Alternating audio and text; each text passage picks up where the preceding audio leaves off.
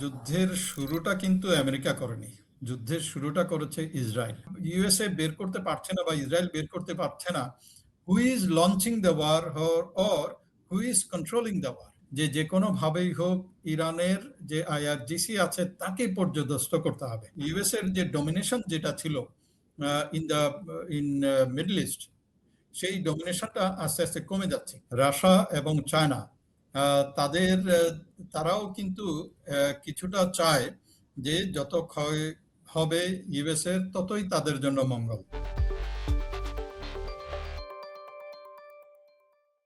চর্চা ডিকোডে স্বাগত। আমাদের সঙ্গে ইরান পরিস্থিতি বা মধ্যপ্রাচ্যের সামগ্রিক পরিস্থিতি নিয়ে আলোচনার জন্য যুক্ত হয়েছেন অবসরপ্রাপ্ত সেনা কর্মকর্তা ও নিরাপত্তা বিশ্লেষক major general doctor Mohammad Naeem Ashfaq Chowdhury. Major general doctor Mohammad Naeem Ashfaq Chowdhury, আপনাকে অনেক অনেক স্বাগত আমাদেরকে সময় দেওয়ার জন্য। আমরা যে বিষয়টা নিয়ে কথা বলতে চাচ্ছিলাম সেটা আজ ইরানের উপর হামলার পঞ্চম দিন। এই পঞ্চম দিনে এখনও সমানে ইরানের উপর বোমা বর্ষণ, ক্ষেপণাস্ত্র বর্ষণ করে যাচ্ছে আমেরিকা এবং ইসরায়েল, এবং তাদের গতি পশ্চিমা সংবাদ মাধ্যমের কথা অনুযায়ী তারা তাদের তীব্রতা আরও বাড়িয়েছে। তো আপনার কাছে আমার প্রথম জানার ইচ্ছা যে আমেরিকা এবং ইসরায়েল কি কৌশল নিয়ে এই লড়াইতে এগোচ্ছে? জি, অনেক ধন্যবাদ। ইনিশিয়ালি আমার কাছে যেটা, আমি খুব স্ট্রেইট ওয়ে অ্যান্সারটাতে চলে যাই। আমার কাছে প্রাথমিকভাবে যেটা মনে হয়েছিল যে তারা তাদের সেন্টার অফ গ্র্যাভিটি বলি আমরা মিলিটারিতে, যে সেন্টার অফ গ্র্যাভিটি হলো শত্রুর এমন একটা ইভেন্ট অথবা এমন একজন ব্যক্তি অথবা এমন একটা রিসোর্সেস, যে রিসোর্স বা ব্যক্তি বা ইভেন্টে যদি আঘাত হানা যায় তাহলে শত্রু আর সামনে যুদ্ধ করার মতো পরিস্থিতিতে থাকবে না। এইটাকে আমরা মিলিটারির পরিভাষায় বলি সেন্টার অফ গ্র্যাভিটি। তো আমার কাছে মনে হয়েছিল ইনিশিয়ালি ইসরায়েল যেটা চিন্তা করেছিল বা ইউএসএ যেটা চিন্তা করেছিল যে ইরানের সেন্টার অফ গ্র্যাভিটি সম্ভবত তাদের সর্বোচ্চ নেতা আয়াতুল্লাহ আলী খমেনি। সো তারা ভেবেছিল যে যদি আয়াতুল্লাহ আলী খমেনিকে সরানো যায় তাহলে ইরান সম্পূর্ণভাবে ধ্বংস হয়ে যাবে, অথবা যুদ্ধ চালিয়ে যাওয়ার মতো সেই রকম তাদের রাজনৈতিক অথবা অন্য কোনো নেতৃত্ব আসবে না যেটা তাদের এগেনস্টে যুদ্ধ চালিয়ে যেতে পারবে। সো তারা যেটা করেছে যে প্রাথমিকভাবেই প্রথম থেকেই টার্গেট করেছিল আয়াতুল্লাহ আলী খমেনিকে এবং তাদের যে লিডারশিপ যেটা আছে সেই লিডারশিপটাকে হত্যা করা। এবং সেই অনুযায়ী তারা কিন্তু প্রথম থেকেই ডে ওয়ান থেকেই সেই চেষ্টাই তাদের ছিল বলে মনে হয়। কিন্তু যখন আয়াতুল্লাহ আলী খমেনি প্লাস তাদের প্রতিরক্ষা মন্ত্রী মারা গিয়েছে এবং সিনিয়র লিডারশিপ অনেকে মারা গিয়েছে, মারা যাওয়ার পরেও যখন তারা দেখলো যে ইরান যেভাবে যুদ্ধ চালিয়ে যাচ্ছে তাতে করে ইউএস যেভাবে identification of centre of gravity যেটাকে আইডেন্টিফাই করেছিল, দ্যাট ওয়াজ কমপ্লিটলি রং। এই যে ভুল সেন্টার অফ গ্র্যাভিটি আবিষ্কার করেছিল বা তারা অ্যাসেস করেছিল, সেইটার মাসুল এখন তারা চেঞ্জ করছে বাই ব্রিঙিং ইন যে কোনোভাবেই হোক ইরানের যে আইআরজিসি আছে তাকে পর্যদস্ত করতে হবে, এবং তাকে পর্যদস্ত যদি করতে হয় তাহলে সম্ভবত এককভাবে শুধুমাত্র ইউএসএ এবং ইসরায়েল এইটা পারা সম্ভব না। কেন আমি কথাটা বললাম, কারণ যখন আমি ইরানের স্ট্র্যাটেজি নিয়ে আলাপ করব তখন এই জিনিসটা আরো কিছুটা প্রতীয়মান হবে। সো তারা যেটা চেষ্টা করছে, নাম্বার ওয়ান, যাতে অন্যান্য দেশও এগিয়ে আসে এগেনস্ট ইরান। সো তারা যেটা চেষ্টা করছে যে এই রিজিয়নের যে জিসিসি কান্ট্রিগুলো আছে সেই জিসিসি কান্ট্রিগুলোকে তার সাথে সম্পৃক্ত করা অথবা তার দলে ভেড়ানো, এবং ইরানের এগেনস্টে তাদের যে ইয়ে আছে, যে বিবৃতি যেটা দিয়েছে, একই রকম ভাবে সামরিক অন্যান্য যে রিসোর্সেস আছে সেটাকেও এঙ্গেজ করা তাদের উদ্দেশ্য। দুই হলো তারা আরেকটা চেষ্টা করছে ইউরোপিয়ান ইউনিয়নের যারা পরাশক্তি আছে বা রিজিওনাল পাওয়ার, গ্লোবাল পাওয়ার সাথে তাদেরকে এই যুদ্ধে জড়ানো। সো তাদের মধ্যে প্রথমেই তারা চেষ্টা করেছে ইউকে কে জড়ানো, এবং তারপরে অন্যান্য যারা আছে যেমন ফ্রান্স অলরেডি কিছুটা নমনীয় এবং এর সাথে সম্পৃক্ত হওয়ার মতো ইঙ্গিতও দিয়েছে, কারণ ফ্রান্সের আজকে দেখলাম তাদের যে এয়ারক্রাফট ক্যারিয়ার, সেই এয়ারক্রাফট ক্যারিয়ারকে পাঠাচ্ছে মিডল ইস্টে। সো এইভাবে হয়তো বা ফ্রান্সকে রাজি করাবে। আবার অন্যদিকে স্পেন প্রথমে নিষেধ করে দিয়েছিল, তাদের কোনো বেজ ইউএস ব্যবহার করতে পারবে না। আজকে আবার দেখলাম যে স্পেন রাজি হতে বাধ্য হয়েছে, যে এই যুদ্ধে তারাও ইনডাইরেক্টলি, ডাইরেক্টলি না হলেও ইনডাইরেক্টলি তারা এর সাথে সম্পৃক্ত হবে। নেটো অলরেডি একটা ঘোষণা দিয়েছে যে এই যুদ্ধে তারা কোনোভাবেই সম্পৃক্ত হবে না, বাট টাইম উইল সে যে তাদের এই যে সিদ্ধান্ত, এই সিদ্ধান্ত রাখতে পারে কিনা। অর্থাৎ ইউএস মরিয়া হয়ে চেষ্টা করছে অন্যান্য দেশকে এর সাথে সম্পৃক্ত করতে। কেন করছে? কারণ হলো যে যুদ্ধ এখন পর্যন্ত আমরা যা দেখছি তাতে তা হলো ইয়ারের মধ্যে, ইয়ার ব্যাটেলের মধ্যেই কিন্তু সীমাবদ্ধ। এই এয়ার ব্যাটেল যেহেতু সীমাবদ্ধ, এয়ার ব্যাটেলের জন্য যে পরিমাণ রিসোর্সের প্রয়োজন হয়, অর্থাৎ ব্যালিস্টিক মিসাইলস, বিভিন্ন ধরনের মিসাইলস যেরকম প্রয়োজন হয়, ইন্টারসেপ্টরের প্রয়োজন হয়, ড্রোনসের প্রয়োজন হয়, এই সকল, এবং ফাইটার যেগুলো আছে সেগুলোর প্রয়োজন হয়, সেগুলো ব্যবহারের জন্য যে প্রকারের স্টক পাইল তাদের প্রয়োজন, সেই স্টক পাইলগুলো তাদের বর্তমানে আছে কিনা, অথবা পেছন থেকে লজিস্টিক সেই বেসগুলোর থেকে তারা এনে এইটাকে যুদ্ধের জন্য উপস্থাপন করতে পারবে কিনা, সেটাও একটা বড় বিবেচ্য বিষয়। যার কারণে this is becoming number one very very costly, number two logistically এইটা কিন্তু খুব ডিফিকাল্ট হয়ে যাচ্ছে। সো যার কারণে ইউএস এর বর্তমান স্ট্র্যাটেজি হলো যে তাদের স্টক পাইলগুলো শেষ করার আগেই নতুন করে আইডেন্টিফাইড যে সেন্টার অফ গ্র্যাভিটি আছে সেগুলাকে আরো আঘাত হানা, এবং পাবলিক জনমত যেটা আছে, ইরানের যে পাবলিক জনমত আছে বা ওয়ার্ল্ডের যে পাবলিক জনমত, তাদের পক্ষে তৈরি করা। অন দ্য আদার হ্যান্ড, আপনি একটা একটা একটা কথা আমি জাস্ট একটুখানি ইন্টারাপ্ট করি যে আপনি আপনি বলছিলেন যে ইউএস এখন মরিয়া হয়ে চেষ্টা করছে অন্যদের সাহায্য নিতে। তাহলে প্রথমে তারা কারো সাহায্য নিল না, তারা ইসরায়েল এবং আমেরিকা মিলে আক্রমণ করলো। এখন তারা আরব দেশগুলোর সাহায্য চাচ্ছে, তারা মানে এই ইউরোপীয় দেশগুলোর সাহায্য চাচ্ছে, যাদের সাহায্য তারা ইরাকে নিয়েছিল, লিবিয়াতে নিয়েছিল, সব জায়গায়। তাহলে কি এটা কি তাহলে আমেরিকার একটা বড় দুর্বলতার জায়গা কিনা? আমার কাছে মনে হয় যে যুদ্ধের শুরুটা কিন্তু আমেরিকা করেনি, যুদ্ধের শুরুটা করেছে ইসরায়েল। আমার ধারণা USA was not completely prepare to launch the attack. এখন তাদের ওই রকম পর্যায়ে, যেরকম আগে সেন্সিটাইজেশন করতে হয় এবং জনমত তৈরি করতে হয়, বিভিন্ন দেশকে তাদের সাথে নিতে হয়, যেটা আমরা গালফ ওয়ারে দেখেছি, যেটা আমরা আফগান ওয়ারে দেখেছি, সেই রকম যে প্রিপারেশন, অর্থাৎ প্রি ওয়ার প্রিপারেশন, এইগুলা ইউএসএ করতে পারে নাই। কিন্তু ইসরায়েল যেটা চিন্তা করেছে যে তার কোনো অবস্থাতেই যদি তারা চুক্তিতে চলে যায়, আপনারা জানেন যে এটা বৃহস্পতিবারে একটা আলাপ হয়েছিল এবং শুক্রবার থেকেই তারা আক্রমণ শুরু করেছিল। রোববারে তাদের জেনেভাতে বসার কথা ছিল, কিন্তু রোববারে যদি জেনেভাতে বসে এই চুক্তিটায় উপনীত হয়, তাহলে ইসরায়েলের যে উদ্দেশ্য, অর্থাৎ তাদের যে মিসাইলটাকে কোনো অবস্থাতেই যেন দমন করা যায়, সেই রকম শর্ত নিয়ে কোনো আলোচনা হয়নি বা ইরানও রাজি হয়নি। সো ইসরায়েল তাড়াহুড়া করেই কিন্তু এই যুদ্ধটা শুরু করেছে এবং আমেরিকাকে বাধ্য করেছে এই যুদ্ধে তাদের সাথে জয়েন করার জন্য। সো আমি মনে করি যে ইউএস এর যে যুদ্ধের শুরুটা, এই যুদ্ধের শুরুটা অনেক তাড়াহুড়ো হয়েছে, এবং তারা তাদের সেই সমর্থনের ব্যতিরেকেই তারা যুদ্ধে চলে গিয়েছে। তাছাড়াও আপনি জানেন যে ট্যারিফ ওয়ার নিয়ে ট্রাম্পের সাথে ইউরোপিয়ান ইউনিয়ন বা ইউরোপের বিভিন্ন দেশ, তারাও কিছুটা নাখোশ।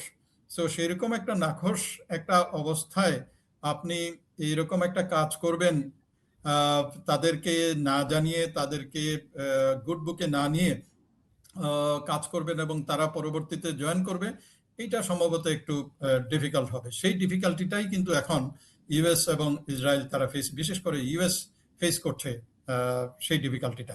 তো এখন এই মুহূর্তে যে আপনার একটা অসম যুদ্ধ বলা যায়, এই অসম যুদ্ধ চলছে। এখানে ইরান কি কৌশল নিয়েছে যে যাতে তারা দীর্ঘদিন টিকে থাকতে পারে? জি, Iran on the other hand আমি একটু আগে যে বলছিলাম ইউএস এর কৌশলগুলো নিয়ে, ইরানের যে কৌশল তারা একটা জিনিস চিন্তা করেছে বা মনে হচ্ছে যে তারা ওই অনুযায়ী চলছে যে সেটা হলো যে কোনো অবস্থাতেই যে কনভেনশনালি যে এরকম যুদ্ধ হয় সেই যুদ্ধে যদি যায় তাহলে তাদের পক্ষে বেশি দিন টিকে থাকা সম্ভব নয়।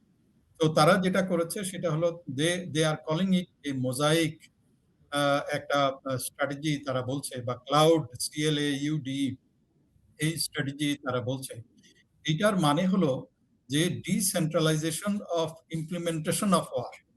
যুদ্ধে তাদের বিভিন্ন যে ছোট, ছোট বা বিভিন্ন আ গ্রুপগুলো আছে, সেই গ্রুপগুলোকে ইন্ডিপেন্ডেন্টলি ডিসিশন মেকিং এ এবং রিসোর্স তারা সেইভাবে দিয়ে দিয়েছে। সো ফলে এক্সাক্টলি আ ইউএসএ বের করতে পারছে না বা ইসরায়েল বের করতে পারছে না, who is launching the war or who is controlling the war. যেটা ইউএসএ যেটা করছে সেটা হলো যে কমপ্লিটলি এআই বেসড একটা যুদ্ধ পরিচালনা করছে। তাদের যে ইন্টেলিজেন্স গ্যাদারিং যেগুলো আছে, ইন্টেলিজেন্স গ্যাদারিং গুলোকেও তারা এআই এর মধ্যে দিয়েছে। যত এওএক্স দিয়ে এবং অন্যান্য যে সকল তথ্যাবলী তারা পাচ্ছে সেটাকে দিচ্ছে। Decision making in during the war এটাও তারা কিন্তু এআই দিয়ে করছে। On the other hand Iran যেটা করছে সেটা হলো ডিসেন্ট্রালাইজড। কে সিদ্ধান্ত দিচ্ছে নো ওয়ান নোজ এবং তারা একজন ব্যক্তি অথবা একটি গ্রুপ এই যে যুদ্ধ পরিচালনা করছে এইরকম কাজটা তারা করছে না। ফলে ডিসেন্ট্রালাইজ টার্গেট এবং টার্গেটের সংখ্যাও অনেক বেশি। নেক্সট যেটা তারা করছে সেটা হলো যে খুব চিপ ড্রোন তারা ব্যবহার করছে। এই ড্রোনগুলোকে গ্রাউন্ডেড করার জন্যে আবার যে ইন্টারসেপ্টর যেটা ব্যবহার করছে আয়রন ডোমের মাধ্যমে, সেটাতে সেটার মূল্য হলো 50,000 টু 1 লাখ মিনিমাম ডলার। আর একটা চিপ যে ড্রোন যেগুলা ব্যবহার করছে সেটা হয়তোবা ইন টার্মস অফ থাউজেন্ডস আমরা হয়তোবা বলতে পারি। মেক্সিমাম ১,০০০ ১,৫০০ ডলার দিয়েই তারা এই ড্রোনগুলো বানাচ্ছে। ফলে একটা অসম যে ক্ষতি অ্যাট্রিশন যেটা হচ্ছে, এই অ্যাট্রিশনটা ক্ষয়টা হচ্ছে কিন্তু ইরানের অনেক কম্পারেটিভলি অনেক কম। On the other hand USA বা ইসরায়েলের অনেক বেশি ইয়ে হচ্ছে। ২ নম্বর স্ট্র্যাটেজি তারা যেটা করছে সেটা হলো যে দে হ্যাভ ডিক্লেয়ার্ড যে ইউএস এর যতগুলো স্থাপনা অথবা ব্যক্তি যেখানেই থাকুক না কেন তাকে সে টার্গেট করে ফেলছে। সো ফলে যেটা ইউএসএ চেয়েছিল যে সকল রিজিওনাল কান্ট্রিকে তাদের পক্ষে নিয়ে যাওয়া, কিন্তু সে পিন পয়েন্ট টার্গেটে হিট করছে যেগুলা শুধুমাত্র ইউএস এর আহ, ব্যক্তি অথবা স্থাপনার উপরে। এবং ইউএস এর যে ডমিনেশন যেটা ছিল ইন মিডল ইস্ট, সেই ডমিনেশনটা আস্তে আস্তে কমে যাচ্ছে। কেন কমে যাচ্ছে? কারণ তারা জিসিসি কান্ট্রি বা মিডল ইস্টকে বলেছিল যে আমি তোমাদেরকে প্রতিরক্ষা প্রদান করব এবং সেই প্রতিরক্ষার বিনিময়ে তারা তেল নিয়ে যাচ্ছিল, ডলার নিয়ে যাচ্ছিল, বিভিন্ন রকম সুযোগ সুবিধা নিচ্ছিল। কিন্তু যখন দেখা গেল যে বিপদের সময় দে আর লিভিং দোজ কান্ট্রি এবং লিভিং বিহাইন্ড এই জিসিসি কান্ট্রিকে একটা বিপদের মধ্যে ফেলে রেখে তারা চলে যাচ্ছে।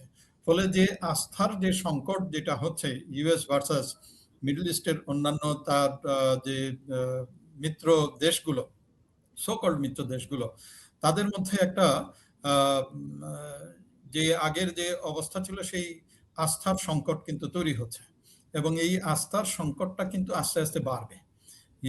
ইরান নেক্সট টার্গেট যেটা করছে যে he is filling the pain, যে তাদের ক্ষয়ক্ষতি হচ্ছে, জানমালের ক্ষয়ক্ষতি হচ্ছে, অর্থনৈতিক ক্ষয়ক্ষতি আগের থেকেই হচ্ছিল, এখন আরো বেড়েছে এবং সে চেষ্টা করছে যে আমার এই পেইনটা যেন সারা পৃথিবীর সবাই জানে অথবা সবাই ফিল করে।